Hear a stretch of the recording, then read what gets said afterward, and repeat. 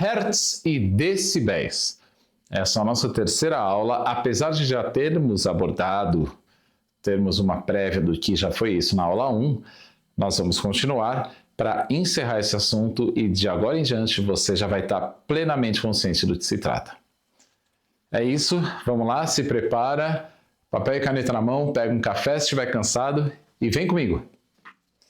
Gente, vamos falar rapidamente e novamente sobre a medida dos hertz. Conforme eu mostrei na aula de elétrica, no curso de elétrica, o hertz nada mais é do que a quantidade de ciclos por segundo. Vou repetir, vou escrever de novo. É a quantidade de ciclos, escrever em maiúsculo novamente, como eu fiz lá, por segundo. Tá? Por enquanto, a gente só precisa saber disso. É a quantidade de ciclos. Mas, afinal, ciclo do quê? Pessoal, no caso de elétrica, o ciclo nada mais é do que a curva senoide, completando um pico e um vale, né? Ou ápice e vale, cada um dá um nome diferente. Subiu, desceu, chegou um ciclo. Brasil, 60 Hz, no exterior, 50 Hz, já expliquei para vocês os locais e tudo mais. Até como uma forma de você comprar equipamento de som, de iluminação aí da China, ou da Europa, ou dos Estados Unidos, você precisa saber qual que é a frequência que ele aguenta, porque senão você vai forçar e perder seu equipamento em muito menos tempo. Mas vamos falar um pouquinho sobre Hertz agora? Eu já expliquei para vocês que o ar ele pode ser... Vou fazer aqui um desenho qualquer, só para a gente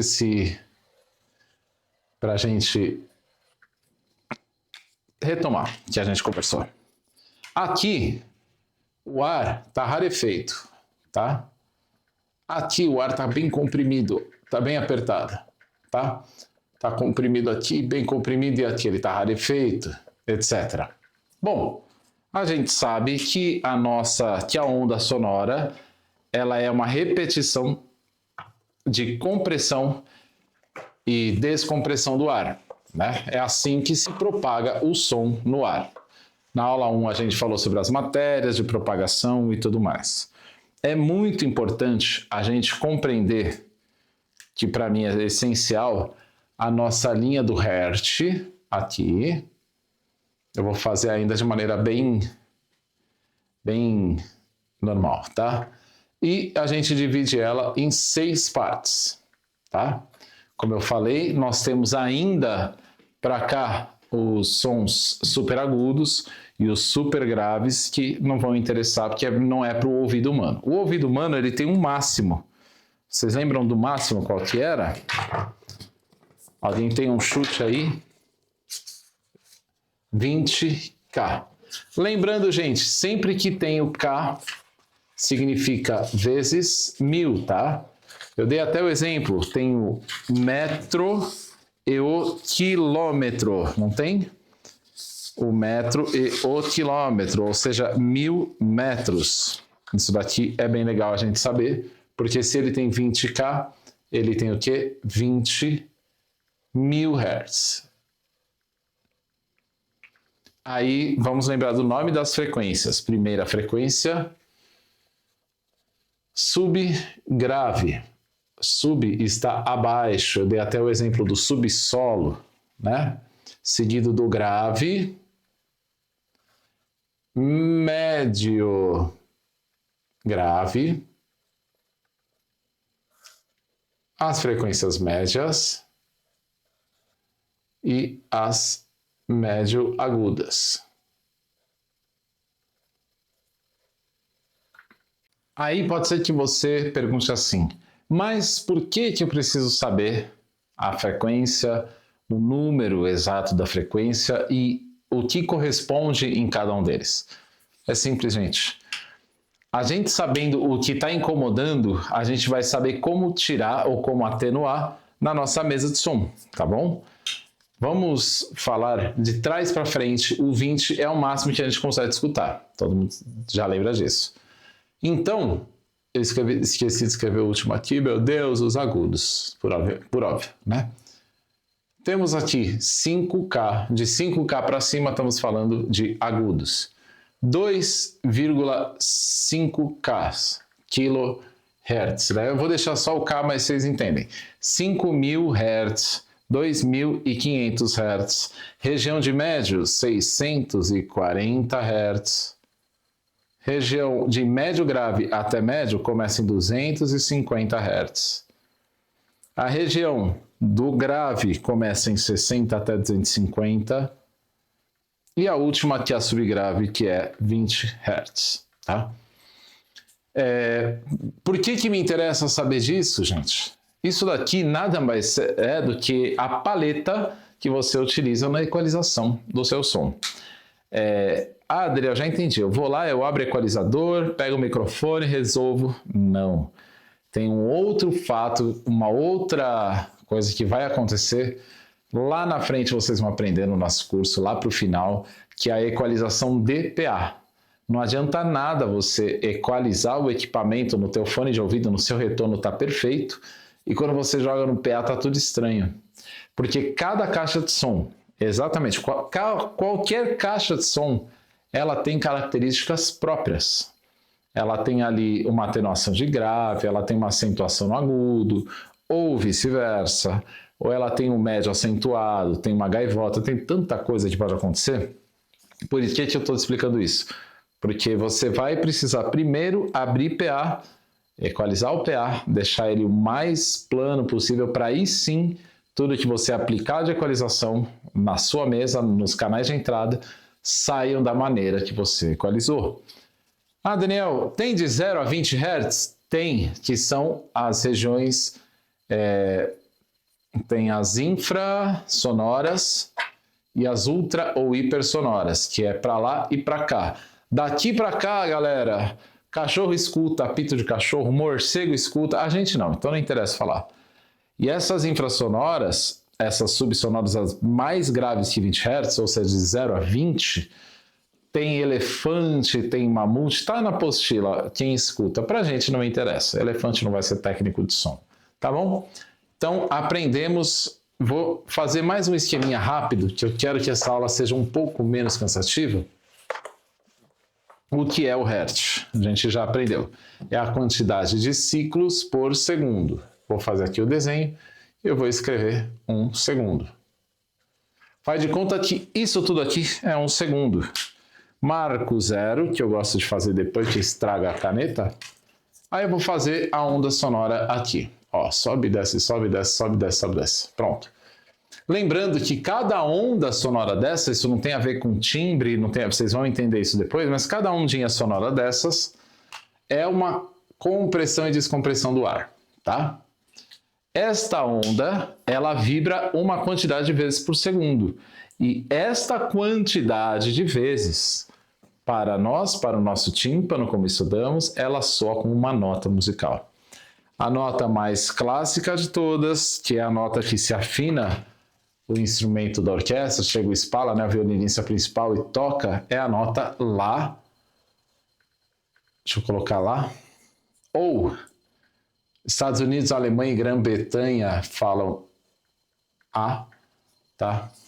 Tem até eu sou músico também, alguns sabem, então tem até uma teoria de Leonan e Perrotin, que eram 2 frases, que resolveram pegar uma oração e transformar do jeito que a gente conhece, a nota Lá.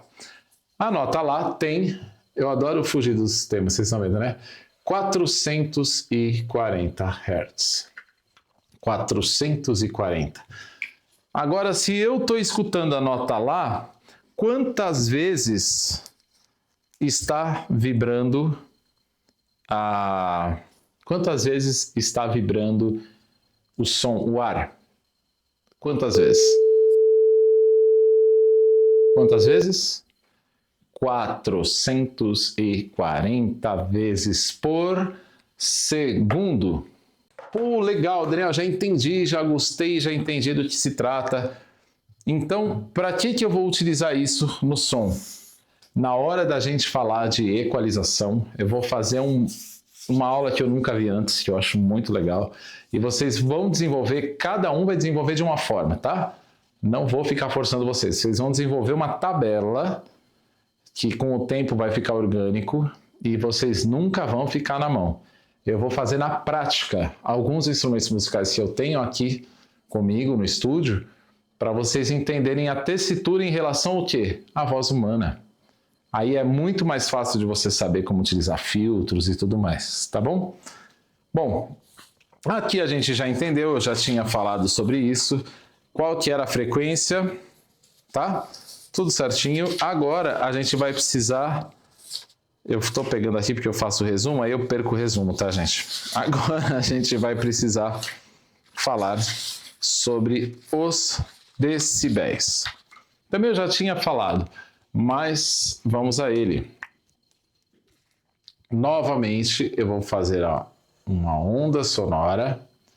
Lembrando que aqui o pessoal chama de vale. Esse aqui é o pico. Tem outros nomes também, não interessa. E esse daqui é o nosso marco zero da onda sonora. Tá? A gente tem que lembrar que a intensidade do som, ou seja, a pressão sonora, como eu já tinha explicado para vocês, que é aquele peso, o volume que a gente estava estudando, ela é maior ou menor, tá? A pressão sonora a gente encontra aonde? Aqui, na amplitude de onda. Pressão sonora é a amplitude de onda. Quanto mais ela amplia, quanto mais alto o pico ou desce no vale, mais longe vai o som. Lembra que a gente já falou? O som tende a se estabelecer, se estabilizar, conforme ele vai se distanciando, tá? Então, como que eu consigo lançar o som mais longe? Por meio da amplitude de onda. E aí, quando a gente fala do comprimento de onda, aqui, do comprimento de onda, a gente vai falar de quem? Dos hertz, tá? Só para vocês entenderem, quanto mais distante, quanto maior o comprimento de onda, maior, mais grave é o som. Quanto menor o comprimento de onda, mais agudo é o som. Por quê? Porque, lembrando, precisa caber em 1 segundo, tá? Então, quanto menor o comprimento, é um pouco mais complexo, tá? Porque a gente faz o cálculo de comprimento de onda em metros, mas para a gente não interessa. Para o técnico de som é importante ele saber disso. E agora que a gente está falando dos decibéis, eu vou dar uma dica muito boa que eu já vi muita gente cair. Em primeiro lugar, não é... Eu fico pegando essa caneta toda hora, uma hora eu vou riscar meu quadro e não vou conseguir recuperar. Toda hora a gente vê a potência... Parece que eu estou falando de elétrica, mas não estou agora, tá? Mas para a gente saber como que a gente faz a medição do decibel? Nós temos 3 tipos de potência. Primeiro são os watts R, M, S. Segunda são os watts P, M, P, O. E a terceira, que é o que eu prefiro sempre, são os watts S, P, L, que aí nem chega a ser watt. Você vai lá comprar uma caixa de churrasco para vocês. Fala, putz, eu quero um baita som. Aí chega uma caixa 1500 watts PMPO. Vou dar um segredo para vocês, tá? Se alguém te dá medição em PMPO, não chega nem perto da caixa. Porque a gente brinca, é uma brincadeira entre técnicos, que é o cálculo da potência máxima para otários, tá? Por quê? O PMPO, só para vocês saberem, ele explica o seguinte, ó, chegou aqui, vou dar um 1500 para cá, 1500 watts, e aqui 1500 watts. 1500 watts PMPO e 1500 RMS. O que o PMPO, a sigla diz? Chegou em 1500 e explode tua caixa. Esse é o pico máximo, bateu, arrebentou. O RMS é o contrário. Ele fala, chegou em 1.500 watts, você estará ouvindo uma coisa com clareza. Passou de 1.500, você vai distorcer o teu som. Tem um nome em inglês para isso. O SPL eu vou explicar um pouco depois, tá? Já que a gente está falando do volume, né, da potência em decibéis, porque eu não gosto muito de usar um termo que é tão genérico. Primeiro, RMS, root mean square. Vocês já entenderam, tá? Eu estou explicando no inglês, e nem faz sentido em inglês, né? Que é uma raiz mean, então tem vários significados em inglês. Square também pode ser uma esquina, pode ser uma quadra, uma raiz quadrada, então isso é uma coisa para engenheiros, não é problema nosso. Mas lembrou, RMS é a frequência que ela mantém de pico. Passou, ela distorce. PMPO, 1.500 PMPO significa que ela tem para explodir a caixa, hein? 1.500 watts PMPO significa que ela tem de RMS mais ou menos 700. Mais ou menos 700 watts RMS, tá? Isso para a gente falar, a gente já está falando sobre potência de caixa, sobre volume de caixa.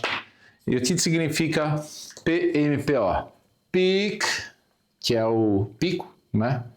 Music, power out. Out. Ou seja, tocou aqui e me ferrou. Potência máxima para otários. Agora vocês sabem. Vamos falar do SPL, que é o que interessa. Hoje em dia a galera não vai muito nos watts RMS, porque ela não está falando de pressão sonora. Pressão sonora é o que nos interessa nesse momento. Se a gente falar de pressão, você provavelmente vai pensar em comprar uma caixa para você. E muitas vezes você não vai estar muito preocupado, às vezes, com a qualidade, definição. Você quer uma caixa potente, aquelas caixas que dispara alarme de carro. Aí nós temos este cálculozinho, não vou escrever mais cálculo, prometo, que é o SPL. SPL significa Sound Pressure Level. Sound Pressure Level. Tá? O que é o SPL? Eles pegam uma caixa de som, aqui a caixinha de som. Eu sempre desenho a caixa no mesmo lado, porque eu não sei desenhar no outro. Tá aqui a caixa. Aqui, nesta parte, fica um decibelímetro. Nós temos na empresa, vocês vão ver ele em atuação, tá? E a caixa, eles ligam e deixam no máximo dessa caixa. Isso é um teste que eles fazem em todas as caixas novas. Deixa no máximo sem distorcer, sem dar o peak level, sem atuar o limiter, em algumas caixas tem, que é o limitador. Eles colocam no máximo, tá? A caixa que eles conseguem ali sem distorcer o som. E aí o som fica aqui, ó, vral, direto, passando pelo decibelímetro. Escrever o nome desse cara, que eu acho importante. Baratinho, tá, gente? Custa R$100. Um meio sem vergonha, mas pro que você quer é bom. Decibelímetro aqui, porque ele precisa calibrar e tal, por isso que ele é barato, porque é mais fácil jogar fora e comprar um novo. Qual é a distância do decibelímetro para a caixa de som? 1 metro, tá? É assim que você calcula o Sound Pressure Level, ou seja, o nível de pressão sonora. Então, se a gente falar de uma caixa de 118 decibéis de pressão sonora, quer dizer que a 1 metro da caixa está dando 118 decibéis, está alto pra caramba.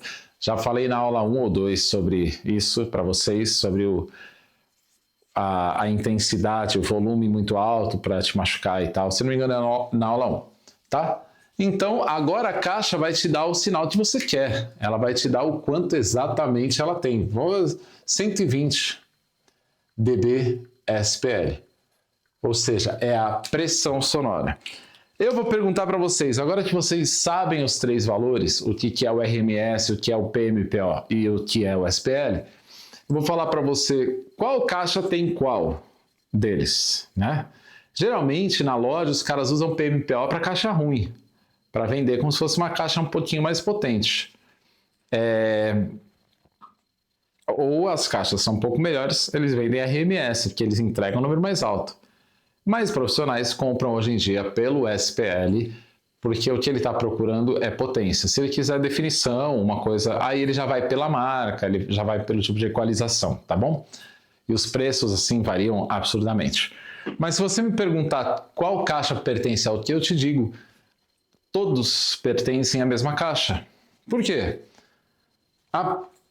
A caixa de som, ela tem uma potência que ela fica estabilizada? Tem, certo?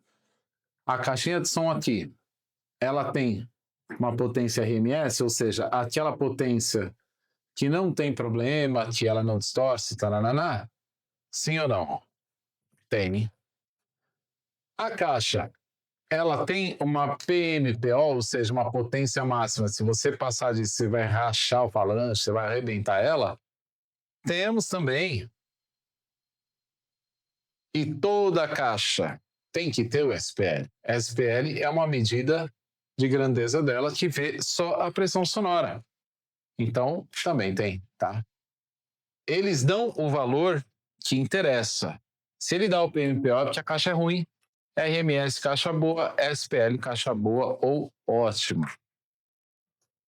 Ah, Adriel, já entendi. Agora tá fácil. Pô, ninguém me segura. Já sei o que é RMS, o que é PMPO, o que é SPL. Aí você está num evento, você não está conseguindo muito som, você está com 105 dBs. Vai. Vamos lá aqui no som, você tem aqui duas caixinhas e você está conseguindo 105 dBs. Tá com as duas.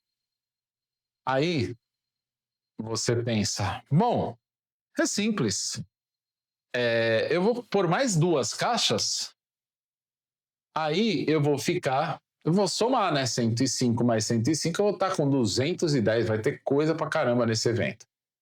Gente, eis o maior problema. Foca em mim, foca em mim. Tô trabalhando com duas câmeras aqui, tô me sentindo uma estrela, mas eu tenho que dar aquele passinho pro lado, ó, a gingada. O que acontece? Você vai fazer esse cálculo. Pô, se eu pus duas caixas, eu tô com 105 decibéis. Tá bom, mas tá baixo. Então, só pegar mais duas, é óbvio, né? Eu vou somar duas caixas de 105 mais 2 de 105, vai dar 210 decibéis. Vai dar um som insuportável. Aí você leva a caixa para o evento, você chega lá com 4 caixas, você montou mais duas, fala, agora ninguém vai reclamar. Sabe quanto que vai subir de decibéis? Vamos lá, eu falei 105? 105 dB? Ele vai subir apenas 3 decibéis. Ah, Daniel, mas por que isso? Que injustiça! Eu gastei o dobro de dinheiro. Exatamente. Infelizmente, essa é a realidade. Eu já vi muita gente errando isso, né? É um erro primário, é um erro bobo, mas assim, a pessoa dimensiona mal o lugar e ela não sabe que assim a diferença é muito mínima para o resultado, né? Por isso que a gente tem que dimensionar ou levar caixa com SPL mais forte. Você levar a caixa com SPL baixo e você quiser dobrar aquela caixa, você só vai subir 3 decibéis, porque o som já está sendo vibrado, né? Vamos lembrar disso, o som já está vibrando. Então, para você ter o dobro, você precisa multiplicar muitas vezes a quantidade de caixa. Por isso, vocês vão compre uma caixa com alta SPL, que aí se você precisar subir um pouco mais, você vai ter que dobrar todo o conjunto. Então, mesma coisa. Deu aqui 105 mais 3 dBs, 4 caixas é igual a 108 dBs. Ah, não, mas agora não é 4, eu vou dobrar o número de caixa. 8 caixas é igual a 111 dBs. Em compensação, você vai lá e compra, sei lá, uma DBR 12 da Yamaha, que ela dá em torno de 129 dBs. Daniel, Quer dizer que, então, se eu botar 8 caixas, eu vou ter menos som que uma dBr? Sim. Mas aí a gente tem que falar também da distribuição das caixas, para onde que vai, tudo que aquilo a gente já estudou, vai ser interessante a gente falar. Vou finalizando mais uma coisa para a gente finalizar. Eu tinha separado para vocês uma coisa muito simples que é sobre refração, que é sobre eco, que é sobre... que eu não passei na aula passada, né? Agora vocês sabem que são os decibéis o que estão certos. Eu vou finalizar com elas. De um jeito muito prático. Eu acho que eu nem vou precisar da lousa. Não, vou sim. Você, porque eu sou o cara da lousa. Vocês já olharam aquela espuma casca de ovo, que é uma espuma assim? Por que que se usa ela em estúdio? Repare nesse estúdio aqui, ó, que esse daqui é uma tipo microcélula, não é casca de ovo. Porque o som, quando ele vem e bate aqui, né? Ele tem a refração, a absorção nesse caso, né? Porque ele vai bater e ó, ele vai para todo lado. Ele vai dissipar o som. Por isso que uma boa acústica, ou quanto mais divide esse som, quanto mais ele rebate o som ou absorve, menos eco a gente tem, menos trabalho a gente tem. Como eu já falei até na primeira aula, sobre você cantar dentro do banheiro e tal. Então essa parte de acústica é interessante. A outra coisa que é importante a gente falar, isso é sobre absorção sonora, né? A outra coisa que é importante a gente falar, o eco eu já falei, que é a refração, né? A pessoa canta daqui, bateu na parede, vai voltar o som, ó. Quanto mais longe bater na parede e voltar o som, maior é o eco, a distância. Nós temos um que eu gosto, que aí ele já pega um princípio um pouco de luz também, que é a difração sonora. Eu deveria ter dito isso nas outras aulas, mas está tudo bem. Difração sonora. Como assim difração? Faz de conta que tem uma caixa de som aqui, tá? A caixa de som, ela tá jogando o som para cá, normal. Se você ficar atrás dela, você mal vai escutar esse som. Você vai ficar uma coisa bem abafada, que na verdade é o que bateu na parede e voltou para você. Mas algumas caixas, em especial caixas de subwoofer, tá? Vou falar do nosso campo, tá? Isso daí tem gente que faz isso nos carros, mas não é o que a gente mexe aqui. As caixas de subwoofer, elas têm geralmente um buraco. Tem vários tipos. Tem umas que tem um buraco inteiro aqui na frente, tem umas que tem um buraco atrás, tem uma que tem 2 dos lados. Aí o som, ele vai para frente do falante ou ele se comprime e sai pelo buraco, tá? Difração por quê? Porque ele não é direcionado como a caixa, por exemplo, de média aguda. Ele vai sair pelo duto, né? Pelo buraco da caixa e geralmente ele vai se espalhar. Esse termo da refração é isso. Tanto se você ficar atrás de um subwoofer, você vai escutá-lo cantando como se você estivesse na frente. Diferente das médios e agudos, que elas fazem uma projeção reta, você ficou atrás da caixa, você não vai escutar absolutamente. Então é isso, falei de absorção, falei de refração, falei de difração sonora. E acredito que agora o nosso estúdio vai ficar mais animado. A partir da próxima aula, vocês já vão ver aqui elementos físicos, vão ficar só parar com esse negócio de lousa. Vou trazer vários microfones para vocês conhecerem, saberem como ele funciona, a cápsula, a figura de captação. Vocês vão gostar, vamos começar aí a parte prática, tá? E a parte de mesa analógica, mesa digital, tem muito material aí pela frente. Vocês estão construindo um patrimônio intelectual para vocês trabalharem com o evento. Até a próxima aula. Muito obrigado.